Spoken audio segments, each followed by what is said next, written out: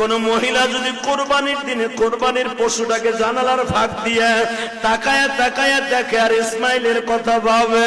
আমি আমার ওই মাদেরকে বলবো, মা হাজেরা সন্তানদের সাজাইয়া স্বামীর হাতে জবাই দিতে দিছে, আর তোমার স্বামীর হাতে যখন পশুটা জবাই দিয়ে তেল মালিশ করে দিবা,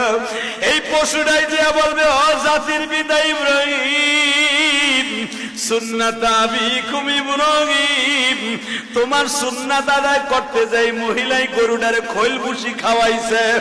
এই মহিলা গরম পানি করে দিয়ে আদর করে দিছে, এই মহিলা দারোয়ানকে বলছে, গেটম্যানকে বলছে গরুটারে সুন্দর করে গোসল করা। মনে রাখো গো মা, এই জন্যই দেখবেন গরু কিনবেন আপনি,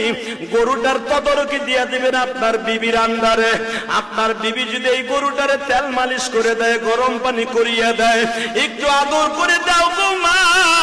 ইসমাইলের গাড়িতে তুমি জান্নাতে যাইবা।